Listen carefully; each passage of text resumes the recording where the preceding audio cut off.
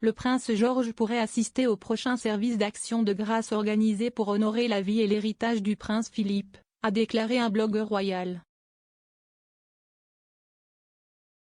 La plupart des membres de la famille royale n'ont pas encore officiellement confirmé leur présence au service commémoratif de ce mois-ci pour le prince Philippe. Cependant, les enfants et petits-enfants adultes de la reine sont tous attendus, à l'exception du prince Harry qui a déjà annoncé qu'il ne reviendrait pas au Royaume-Uni pour cette occasion. L'observateur royal Gertrude Daly, qui dirige le blog Ger-Royals, pense que la famille royale adulte pourrait même être rejointe par certains des arrière-petits-enfants du souverain.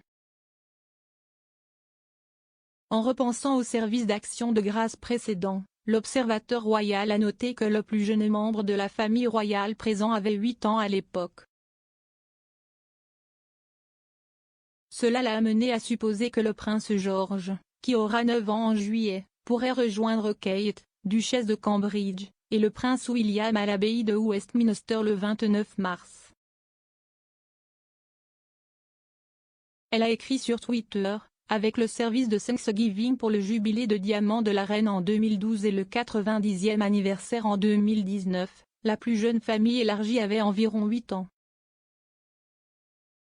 Donc je m'attendrai aux filles Phillips, peut-être prince George et Mia Tindall.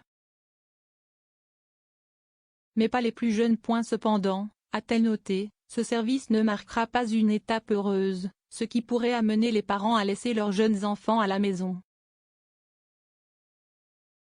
Elle a déclaré, mais cela dépend simplement du fait que les parents pensent que leur enfant est prêt. Contrairement au service d'action de grâce pour le jubilé de diamant de la reine et le 90e anniversaire, si est une occasion plus triste. Pourtant, a-t-elle conclu, cette année offre une nouvelle occasion aux enfants de se joindre à leurs parents lors d'un service d'action de grâce. L'observateur royal a noté, et s'il n'y assiste pas, il y a toujours le service du jubilé de Thanksgiving en juin. Le service d'action de grâce pour le jubilé de platine est l'un des nombreux événements prévus entre le 2 et le 5 juin, pour célébrer le jalon historique du monarque. Contrairement à celui dédié au prince Philippe, ce service aura lieu à la cathédrale Saint-Paul. Kate et le prince William semblent introduire lentement leur premier-né au devoir. Le prince George et la princesse Charlotte ont fait leur début au service du jour de Noël à Sandringham en 2019 et ont participé à la promenade traditionnelle, qui voit la famille royale discuter avec certains des fans qui se sont alignés pendant des heures à l'extérieur de l'église Saint-Marie-Magdalène pour les apercevoir. Un an plus tard, le duc et la duchesse se sont rendus à une représentation spéciale de Panto à Londres et ont foulé le tapis rouge aux côtés de George, Charlotte et du prince Louis.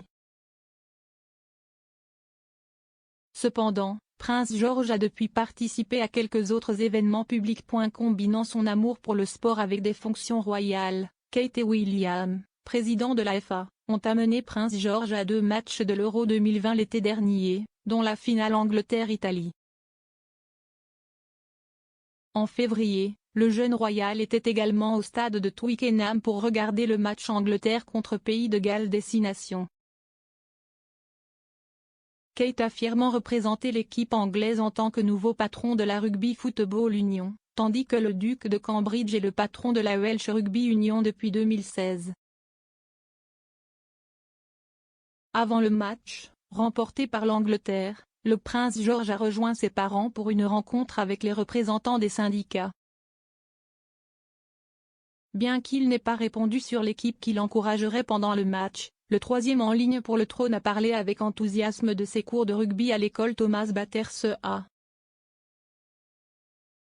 Il a également plaisanté avec Kate sur le fait de ne pas avoir encore réussi à la tacler pendant qu'ils s'entraînaient ensemble.